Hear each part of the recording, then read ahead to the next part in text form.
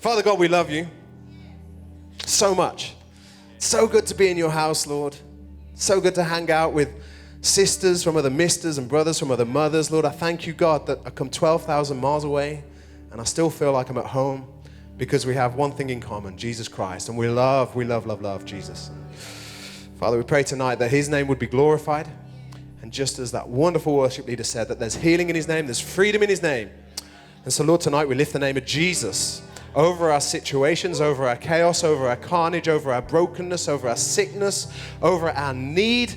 We lift the name of Jesus like a banner right over our circumstances, believing that as we lift him up, Lord, our sicknesses bow down, our needs bow down, our brokenness bows down, our insecurities bow down. And so, Jesus, I thank you that this is not wishful thinking or positive thinking. This is solid Bible truth that as we stand on the Word of God, that declares that where the presence of the Lord is, where the Spirit of the Lord is, there is freedom, God. Tonight, I choose to believe that tonight. And I speak freedom in this house in Jesus' name. And all God's people shout it together. Amen. Amen. Can the keys man keep playing? Thank you, guys. So good to be here. Thank you so much for having me. Pastor Sheridan and Jan, you guys really are amazing. I think Jan is probably the most likable person I've ever met in my life. Well, you have to say that, but I don't. But she is, genuinely. And I don't know if it's just made more evident because she's with Sheridan. I don't know. I'm playing. But I don't know what happened to your boys, though. Again, I'm playing. It's British humor. I apologize. If you're offended, don't be. But if you are offended, just send an email to Pastor Sheridan at Activate Church, and I'm sure he'll be right on it tomorrow morning. Yeah, Sunny Hill. Yeah, right. Yeah, I'm not picking up those emails for a little while. And thank you for this cool little table as well. This is great. Just before I kick on, I felt God just lay something on my heart, and maybe this is for somebody, or maybe it isn't. I've just learned to be obedient in these moments. I felt somebody, it's two things. I felt somebody has got a bad back, a really bad back. And I feel it's since a relational breakdown with their dad. Because how many people know that kind of relational breakdowns have a physical impact on our bodies, on our beings? Because, when God made us, he created us to be in relational unity with him and with others. And since sin came into the world, we know that when there's a relational breakdown, it's why there's so many mental breakdowns happening right now in the world, is because there's so many relational breakdowns. And I don't know, I just got this sense that somebody's really suffering with a bad back at the moment. And I think it's actually less physical than you think. It's actually to do with a relational breakdown with your dad. And I kind of just wrestled with God with that, because I was like, I don't know if that's you or not, Lord, but I've just learned to be obedient, kind of like what I said this morning. And so if that's you, maybe come and talk to me after the service. In fact, even now, just bow your heads where you are. And I just want to make this a private moment, but if that is you, you feel that maybe is a word for you, can you just raise your hand?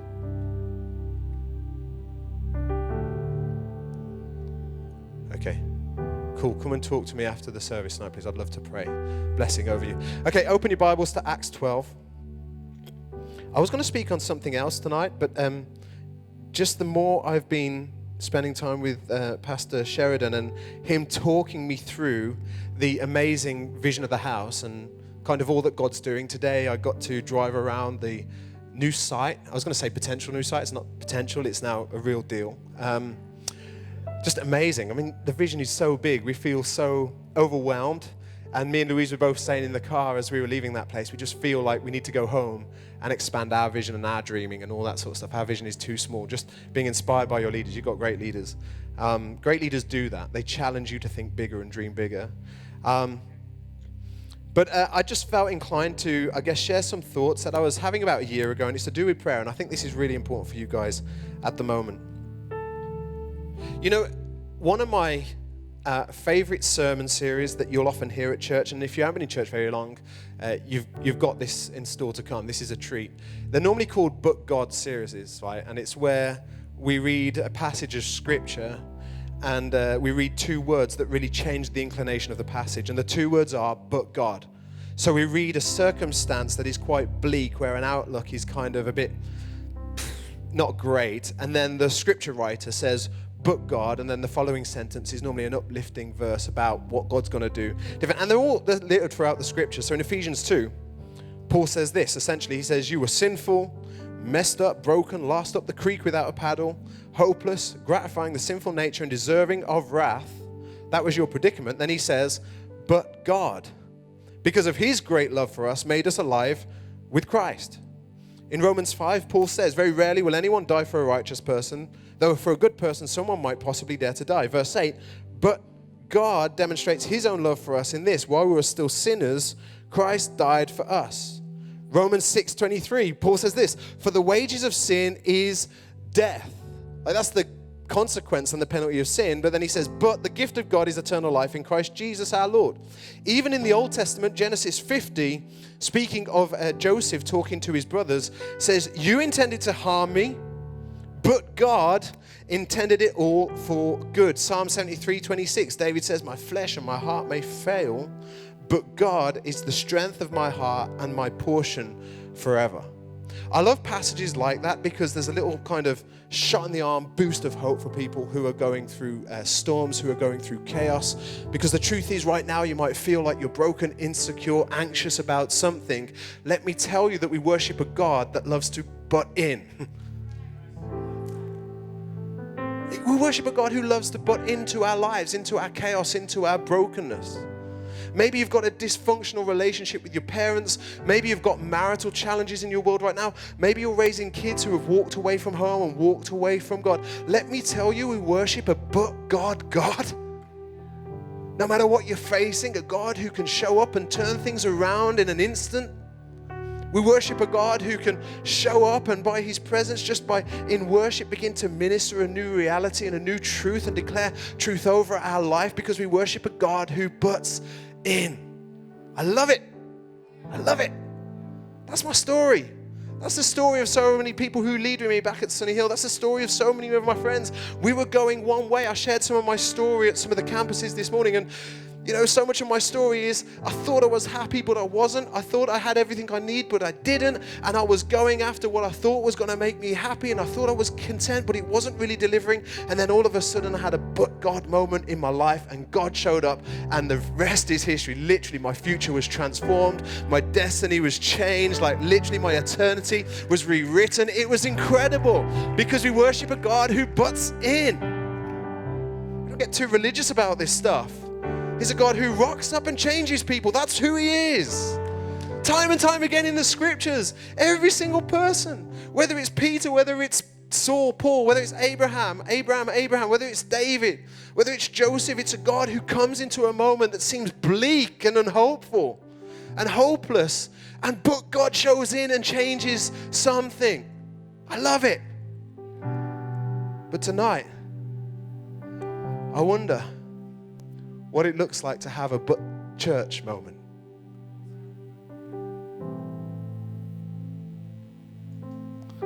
I wonder what it looks like to have a but the church kind of moment,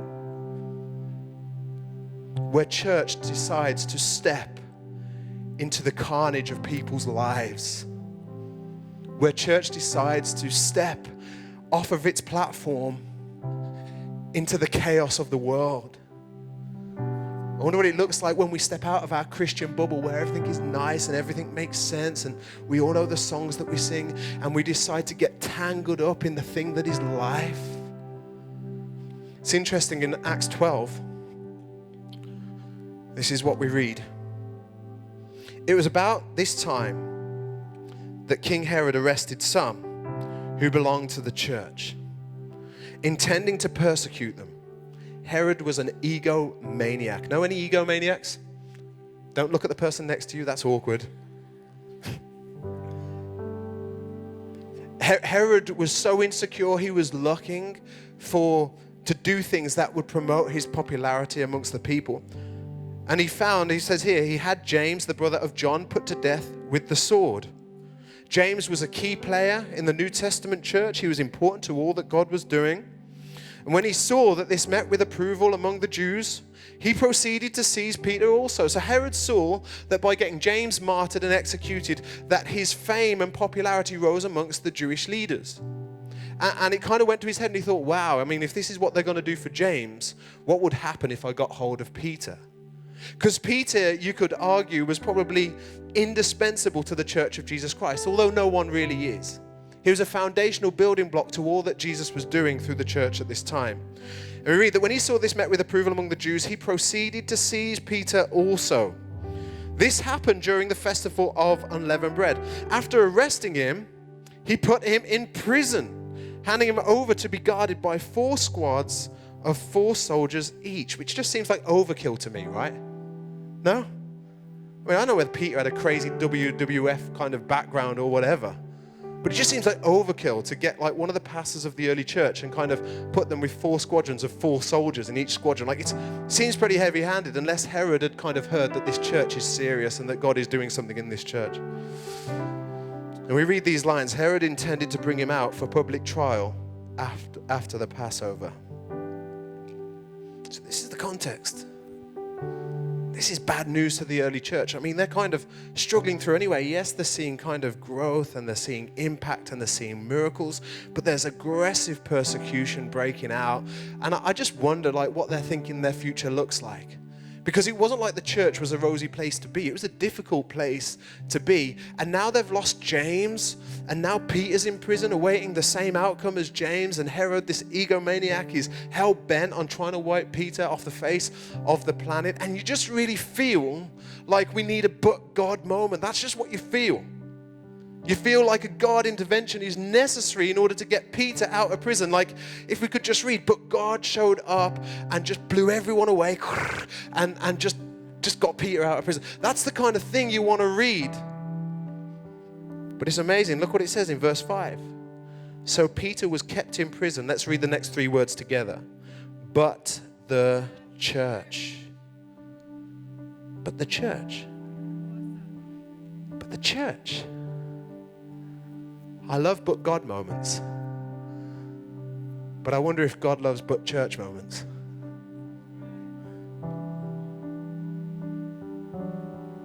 I wonder if sometimes in our worship, we're kind of here and we're saying, come on, bring a move of God to the nations, bring a move of God, pour out revival, bring a move of God.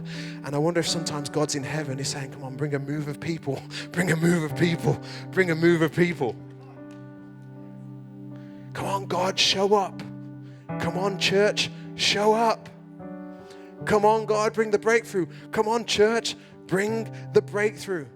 Come on, God, bring the financial provision. Church, I've already given you plenty of money to bring the provision you need. The good news is, all the money you need for the future of this house, you already have. The bad news is it's in your pockets. Charles Wesley says this, the last part of a man to get saved is his wallet. Because we're ready to yield everything else but our money. No thanks, Lord. I mean, you're awesome, but this is my dollar right here. But here we read Peter's in prison. But the church was earnestly, say earnestly, praying to God for him. You see, the church wasn't called to pick up arms and go and storm the prison gates. The church was never called to do little email petitions. Say, sign this email and get Peter out of prison. I mean, all that's cool. I'm not undermining that stuff. You know, that stuff has its part. The church was never called to make cool signs and put them on things and we want Peter, we want Peter. Like, that's not what the church was called to do. Ephesians 6, it says our battle is not against flesh and blood, it's against principalities and powers. Paul also says, I think it's in Corinthians, that he's given us the weapons we need to demolish strongholds. Like, there's something greater that the church has been called to do. And it's to come into a gap, into a moment, and intercede on behalf of people and see the kingdom of darkness pushed back and the kingdom of God extended and expanded. And here we see the church was earnestly praying to God for him. Maybe some of you need a but God moment. Let me tell you, sometimes you need a but the church moment. And as a church, you need to start praying like you've never prayed before for the breakthrough and for the deliverance of the city of Hamilton. You see, revival, sometimes we belittle revival to something that happens on the streets where thousands of people get saved. I love your tech team. Those lights, just follow me. Yeah, good luck with this. I'm off. Go on, just try. I'm so distracted. I've got like preacher's ADHD right now. You tried though, good effort, good effort. Totally lost my trail of thought, but that was really fun. But I don't know, I just think sometimes we try everything else, but we don't pray. This is really important for young people and students, because the last thing that our flesh wants to do is pray. And I'm not saying that old people do it naturally, but with so many distractions, social media, gaming, iPad, all this sort of stuff, it's so hard to understand that sometimes our purpose and mandate as a church is just to simply earnestly pray for the breakthrough of the city of Hamilton. Revival isn't when thousands of people get saved on the streets. Revival is what happens in the privacy of your own heart as a believer. The 10,000 people getting saved on the streets of Hamilton is the fruit of a believer who has come into revival in their heart. Revival isn't the thing that happens out there. It's the thing that happens in here. And it can happen tonight. If you're ready for a but the church kind of moment, the church was earnestly praying. I love the book of Acts, but really to understand the book of Acts, you have to read the book of Luke. And I guess this fits into your series right now, Wherever, Whenever, Be Like Jesus, because Luke wrote Luke and he wrote Acts. And so often what we see in Acts is the outworking of what Jesus taught in the book of Luke. And so what we see here in Acts is actually a result of Jesus' teaching in Luke 11. So turn your Bibles to Luke 11. Jesus' disciples come to him and say, hey, Jesus, can you teach us how to pray? It's an interesting thing. Because it wasn't the preaching that they wanted to learn, and it wasn't the miraculous that they wanted to learn. They had learned that the key to the power of Jesus was prayer, right? That's what they'd learned. And so they said, Jesus, teach us how to pray. Is everyone okay? Are you awake? Are you awake? If someone looks sleepy next to you, just slap them. You've got my permission to full on palm their face right now. What time do I need to finish, Sheridan? Okay, 20 past 8. Awesome, thank you. Luke 11, verse 5. Then Jesus said to them, after he taught them the Lord's Prayer, he says, suppose you have a friend and you go to him at midnight and say, friend, lend me 3 loaves of bread. A friend of mine on a journey has come to me and I have no food to offer him. And suppose the one inside the door, the one who has the bread, says this, don't bother me, the door is already locked. And my children and I are in bed. First of all, you need a better friend. If that's what your friend is like, you need a better friend. This friend totally sucks. Can't even get up at night because it's nighttime to give someone bread. I can't get up and give you anything. So you've got this need in the middle of the night. The shops aren't open. This is your only answer. You knock on his door and say, hey, neighbor, I've got an unexpected guest coming. I need bread. I need a breakthrough. I need some deliverance. I need some provision. No, you can't have it because it's too late. Well, we read this. It's kind of interesting. I tell you, Jesus says, even though he will not get up and give you the bread because of friendship. This is Jesus speaking about God here. Listen. Even though he will not get up and give you the bread because of friendship, yet because of your shameless audacity, he will surely get up and give you as much as you need. Shameless audacity. Getting bold, getting risky. Like, I'm going to contend. I'm going to keep going. I'm going to ask for something that is irrational, illogical, unreasonable. Jesus says, like, friendship may not deliver on this, but shameless audacity will. So Jesus says this, so I say to you, ask and it will be given to you. Seek and you will find. Knock and the doors will be open to you. For everyone, not just a few, for everyone who asks, receive. The one who seeks, finds. And to the one who knocks, the door will be open. Jesus says the key to prayer is to not stop. To not stop after one setback. To not stop after you haven't seen any fruit after praying for a day or two.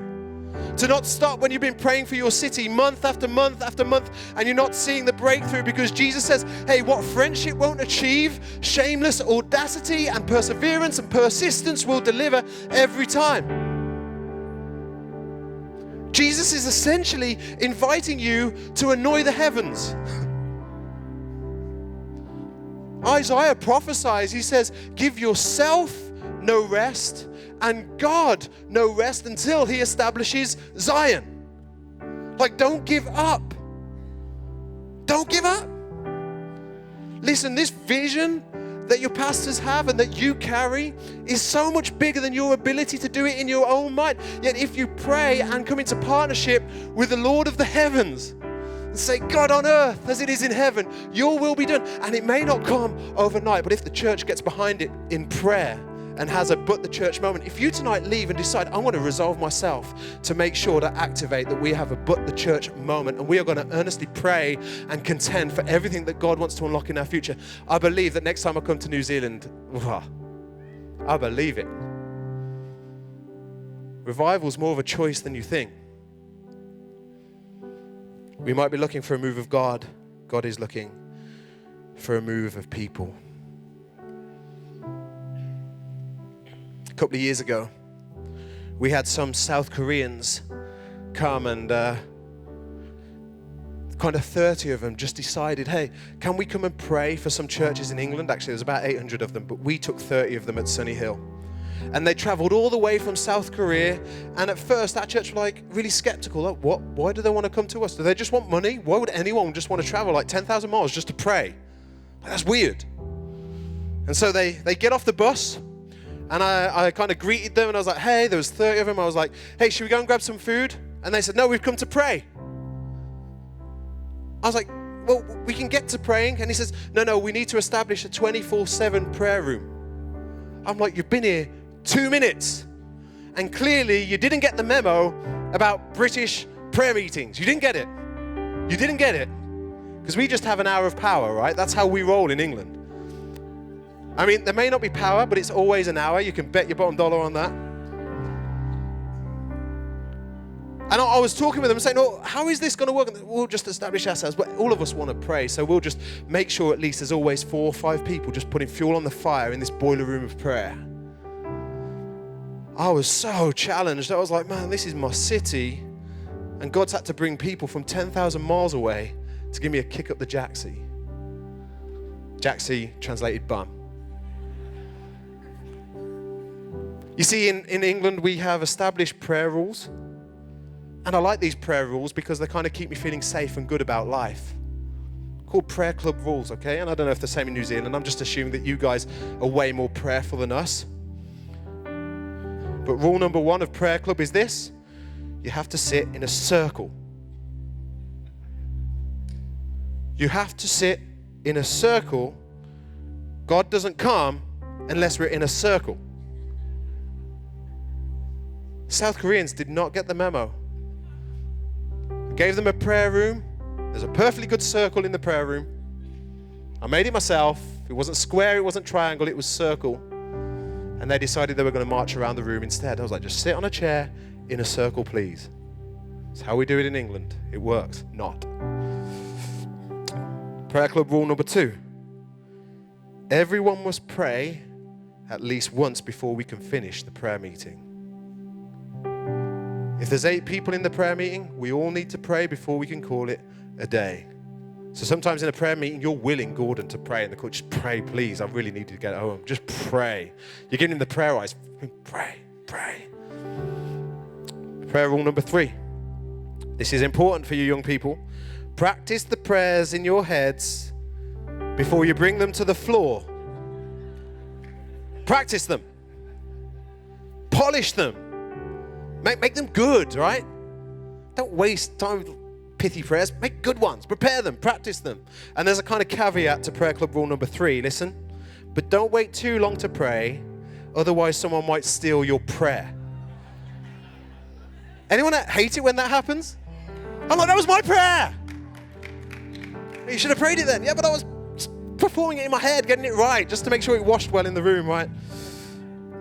Here's an awkward one. Be careful not to pray at the same time as another person. I hate those moments. Like when you butt in and, no, you carry on. Like in our church now, I've established Titanic rules, which means that if you're a woman or a child, you always go first. That's how we do it at Sunny Hill, right? We just need some clarity here. Rule number 5.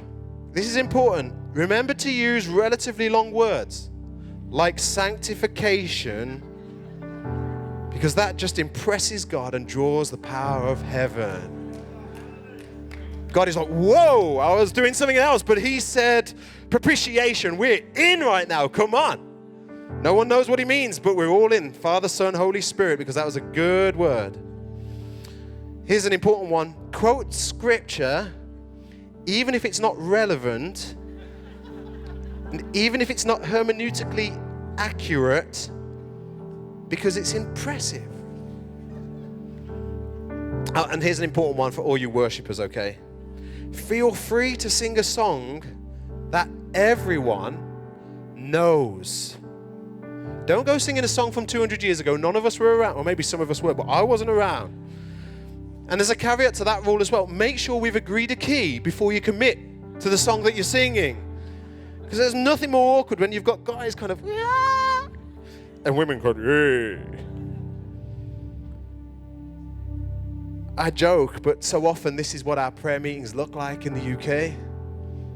These South Koreans come and they come with an agenda of persistence and audacity just to keep praying until the job gets done. We will just keep praying. Forget your circles, forget your rules. We're going to cry out to the King of Kings, because they were looking for a but the church moment. Jesus pushes on in this. Luke 18, just in case we didn't get the principle. He says, then Jesus told his disciples a parable that shows them that they should always pray and not give up. He said, in a certain town there was a judge who neither feared God nor cared what people thought. Verse 3, and there was a widow in that town who kept coming to him with the plea, grant me justice against my adversary. Verse 4, for some time he refused, but finally he said to himself, even though I don't fear God or care what people think, yet because of this widow is persistently bothering me. Say this, persistently bothering me. I will see that she gets justice so that she won't eventually come and attack me. It's a crazy widow right there. My gosh, maybe a black widow. Craziness.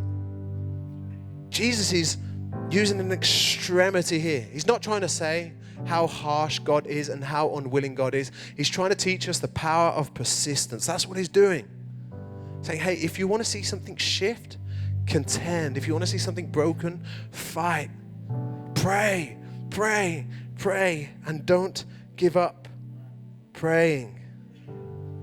Don't give up praying. I'm really out of time, almost out of time. Jump back to Acts 12.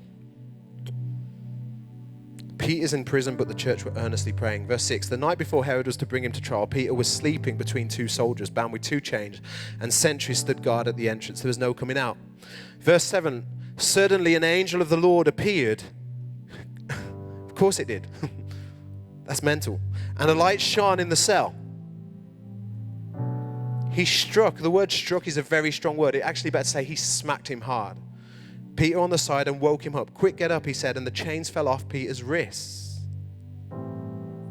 Then the angel said to him, put on your clothes and sandals, and Peter did so. Wrap your cloak around you and follow me. The angel told him. Peter followed him out of the prison, but he had no idea that what the angel was doing was really happening. He thought he was just seeing a vision. He thought he was tripping because this is crazy. It's mental. An angel showed up, smacked Peter on the side and said, get up. And the angel came at the delegation of God. Why? Because the church was earnestly praying.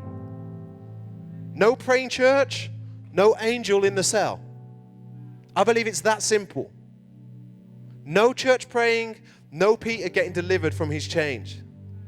Do you know that when the church prays earnestly, chains come off people? Do you know that? When we commit to praying earnestly with perseverance and endurance, people get freed up. So good. Preach to myself. They passed the first and second guards and came to the iron gate leading to the city. I love these words. It opened for them by itself. Yeah, of course it did. Just opened by itself.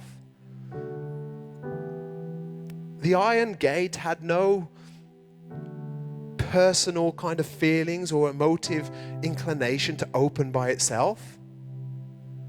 It's the prayers of the church that force the hinges on the gate to open. Right now, Activate is looking at some big iron gates. You might be thinking finance is going to be the key to the opening, but it's not.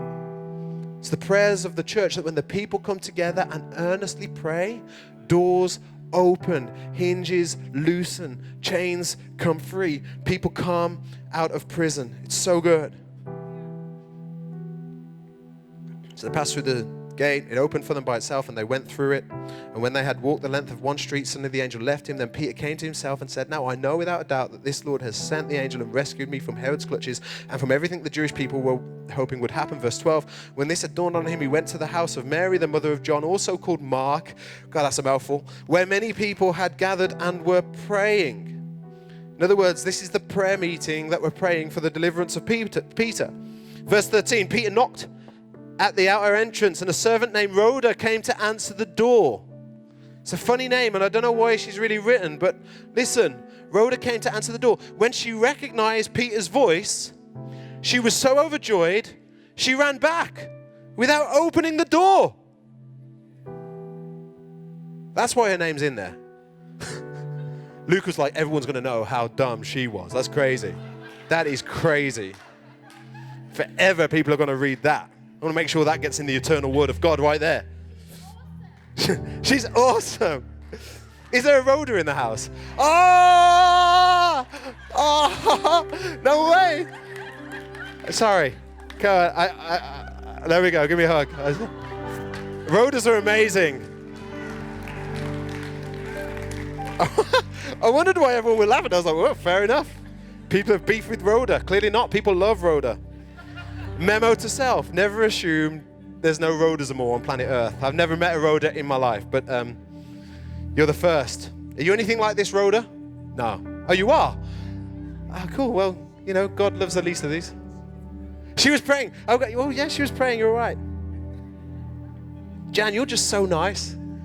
You're just so good. You're like Jesus Mark II, like Jesus phase number 2. So good.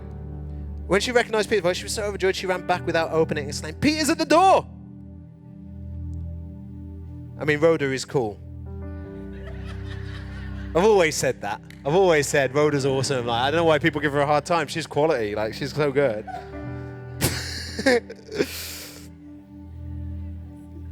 It's these prayer meetings. It's the other people in the room. Listen to this. Listen to the other people in the room. You're out of your mind, they told her. Like, you're nuts. Like, we're praying in here for Peter. Don't come and tell us that he's at the door. Like, right now, we're having a busy, good prayer meeting. Like, we're taking ground for Jesus, and we're, like, praying hard like it's crazy. And don't waste our time. Peter's not at the door. And they say this. They said it must be his angel. Like, it was easy to believe that Peter's angel rocked up and knocked on the door than it was to believe that God could respond to the prayers of the church. Makes me think maybe this early church wasn't too dissimilar to us after all.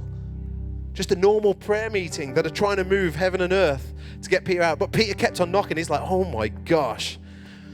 You know, I wonder if Peter's just planning his next sermon series at this point. Like, just, you know, sortyourlivesoutchurch.com. This is awful. When they opened the door and saw him, they were astonished. Listen, really, I've joked about prayer meetings. You know what? It really doesn't matter what they look like. What matters is that we come with a heart of earnest expectation and shameless audacity that would keep knocking the doors and asking and seeking and knocking and asking and seeking and knocking, asking and seeking and knocking, saying, Jesus, you said you will build your church. This is your church. You said that the gates of hell will not overcome it, will not prevail against it. This is your church. Hey, I know you love this city more than we love our city. This is your city. You know, as we begin to just ask and seek and knock, ask and seek and knock, God, would you come in power? God, would you come and move in power? God, would you begin to heal the sick? Would you begin to set captives free? Would you begin to deliver people of strongholds? Would you begin to do it? As the church begins to do that, God says, ask and it will be given to you. Like, just ask. Ask. For a little while as a church, and I'm going to end now. We can start building up, that's fine. For a little while as a church after this, we were kind of shaken up and we committed to pray for 3 things on our street. This morning, I spoke about Ashley Road, about that guy who got stuck in a car and about that guy that I mounted the curb to try and stop on Ashley Road. Or something cool else happened on Ashley Road. So funny to talk so much about Ashley Road. There's 3 things on Ashley Road that I wanted to go at war against in my spirit. The Masonic Lodge, we have Freemasons. I don't know whether you have them over here, but kind of problematic to the church in the UK. An Islamic mosque was kind of bought and built on Ashley Road. And a pornography shop, a sex shop on Ashley Road. And loads of the community's youth were just able to go in and get their hands on illicit material and buy crazy things. And as a church, we just decided, let's commit ourselves to pray for these things. And we felt inclined to do a 24/7 prayer. So we were just asking and seeking and knocking and asking and seeking and knocking. And we kind of done that for months, asking and seeking and knocking in our prayer meetings. And we called a 24/7 prayer house. And one day, as I was praying in this prayer room, it was about 2 a.m. I was there on my own, and I was just praying. And I was just like, God, would you just get rid of that pornography shop? I really felt God had just given me anointing in the moment just to pray into that. And I felt God say to me in my spirit, he says, you need to go to the shop now. I was like, yeah, but it's 2 o'clock in the morning. Like, who walks around the streets at 2 o'clock in the morning apart from weirdos? And so I don't really want to do that. And I felt God just say, come on, go to the shop now. And so I walked to the sex shop, which is about 15 minutes away. And I'm here. Imagine this, sorry drummer, but I'm using you as my example, right? I got beef with you, right? Here it is. And I felt God say, lay your hands on the sex shop. I was like, are you kidding me?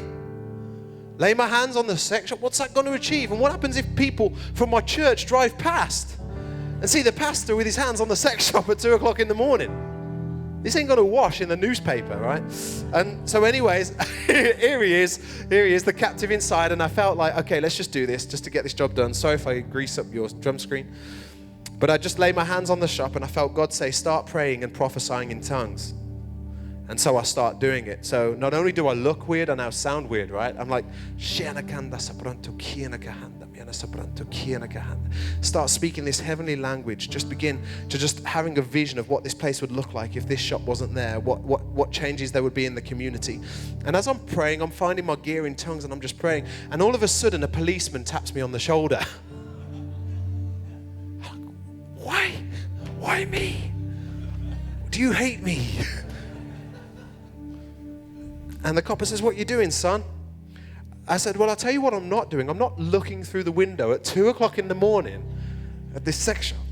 I said, I'm actually praying for it because I'm a pastor of a church and this has destroyed some of the lives of the young guys in our youth group and I just want it gone. And he says, well, is there anything I can do? And I says, well, just let me pray. And he says, cool. He says, well, I'm with you. He says, I'm not a religious man, but he says, I want it gone too. So if this works, that's awesome. So anyway, this is probably like Thursday or Friday night. I'm praying and I just feel like I do some business for about 10, 15 minutes and I just walk back to the prayer room. On Saturday, a newspaper came out and said that this company had gone into liquidation. That day, unexpected, it laid off all its staff. And by the Monday, the whole thing was boarded up. That's cool, eh? So good. I was like, this is one of my 10 to 20% kind of breakthrough prayer moments where like something actually worked. Yes, thank you, Jesus. Within a month, that whole shop was demolished off the face of the earth. Like diggers in, the whole thing had come down. And yet they were just on the verge of planting what I would say a campus onto the high street of Poole. Like they were branching out. But yet, well, I know what it was. It was that the Church of Jesus Christ decided to go to war against this thing in Jesus' name, right? So I'm just saying tonight, and this I'm going to leave you because I know I'm so out of time, and I apologize for the 4th time today, right? That there are things in Hamilton that need to be brought down in Jesus' name. And you're the ones that are going to be responsible for it. But it's not because you're buying property, although that's part of it. And it's not because you're running cool ministries, although that's going to be a part of it. And it's not because you're building an amazing youth ministry, but that's going to be a part of it. It's going to be because the church as a whole, every man, woman, child, baby, are going to commit themselves to praying like they've never prayed before, asking like they've never asked before, seeking like they've never seeked before, knocking like they've never knocked before. And you're going to see things come down in Jesus' name, all the bad things, and you're going to see cool things go up in Jesus' name. You're going to bring down buildings and you're going to build buildings. You're going to be a city on a hill. I just believe that. When I was driving around that thing, I was like, my gosh, this house has got so much potential, and they've got leaders who are willing to go for it. Let's pray. Father, we love you. We love you. We're excited about what you're doing in this place. We believe we're just at the start of all that you're doing here in Hamilton. I thank you, God, for every man, woman, and child in this room right now, that they are alive for such a time as this, uniquely designed according to your purposes and plans. People here might feel inadequate, but in Jesus, they're adequate. People in here may feel ill-equipped, but in Jesus, you will equip them. God, I thank you, Father, that you have got a tremendous future for this church. And Lord, I just pray right now that you would just deposit a seed of revelation in their heart to understand that it's not just a move of God we need, it's a move of people. That we don't just need a but God moment, we need a but the church moment. And so God, right now, as Activate Church, we come before our Heavenly Father and say, God, give us a desire, a fervency, and a zealousness to pray like we've never prayed before, for our neighbors, for our spouses, for our children, for our children's children, Lord God, that we would be here for the one who doesn't know you yet. Jesus, we love you, and we give you glory and praise. And all God's people said, amen, amen, amen.